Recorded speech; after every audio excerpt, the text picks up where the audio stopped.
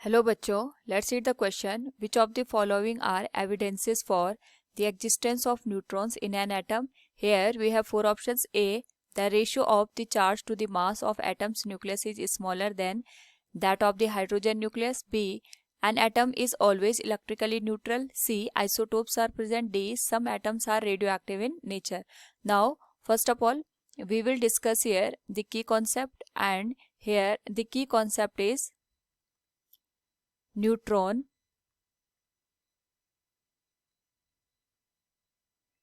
in an atom.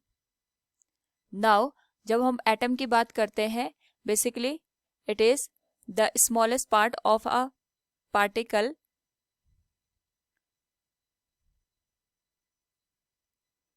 Now अगर हम बात करें यहाँ पे एटम की, it is the smallest part of any material. और यहाँ पे जो एटम होता है बेसिकली वो तीन पार्टिकल से मिलके बना होता है। We know that proton, electron and neutron. तो जब हम बात करते हैं प्रोटॉन की, it is positively charge, electron पे नेगेटिव चार्ज होता है। और जो हमारे पास न्यूट्रॉन होता है, it is a neutral particle.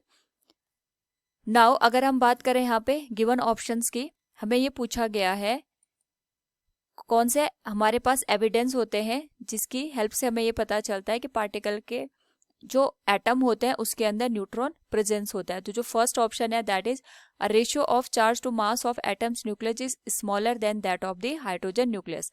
Now अगर हम बात करें यहाँ पे ratio of charge to mass की, दैट इज E/m की। तो जो हमारे पास हाइड्रोजन होता है, हाइड्रोजन के पास यहाँ पे एक प्रोटॉन होता है और एक इलेक्ट्रॉन होता है। नाउ यहाँ पे अगर हम बात करें E/m रेशियो की, तो we will see here E is the charge on electron 1.6 into 10⁻⁻19 और जो मास होता है प्रोटॉन का, इट इज 2.7 इंटू 10⁻⁻27 kg। तो जो ये रेशियो होता है हमारे पास, ये हाइड्रोजन के लिए एक पर्टिकुलर वैल्यू हमें देगा। लेकिन अगर हम बात करें यहाँ पे अदर एटम्स की, तो कुछ एटम्स में जो ये E/m का रेशियो होता है, it is less than this value. तो इसका मतलब ये हो गया कि हमारे पास कोई पार्टिकल ऐसा है जिसपे चार्ज की वैल्यू तो हमारे पास वहां पे 0 है, बट जिसकी वजह से हमारे पास जो एटम है, एटम का जो न्यूक्लियस है उसमें मास की वैल्यू इंक्रीज हो रही है। सो इससे हमें ये पता चलता है, क्योंकि हमारे पास जो E/m का रेशियो है वो सबसे कम अगर होना चाहिए वो हाइड्रोजन के लिए होना चाहिए। लेकिन हमारे पास कुछ एटम्स ऐसे भी होते हैं जिसके लिए E/m का रेशियो हाइड्रोजन के लिए E/m के रेशियो से कम होता है। So we can say here, यहाँ पे जो ये वैल्यू लेस हुई है, इसका रीजन यहाँ पे कोई अनदर पार्टिकल प्रेजेंस है in the nucleus of N atom. Now अगर हम बात करें यहाँ पे सेकंड ऑप्शन की, an atom is always electrically neutral. तो यहाँ पे जो इलेक्ट्रिकली न्यूट्रल होने की बात होती है, it is due to the same number of proton and electron की वजह से होता है। यहाँ पे जो न्यूट्रॉन होता है उसकी कोई भी पार्टिसिपेशन नहीं होती है इलेक्ट्रिकली न्यूट्रल करने में एटम को। नाउ अगर हम बात करें यहाँ पे आइसोटोप की, तो आइसोटोप हमारे पास वो मटेरियल्स होते हैं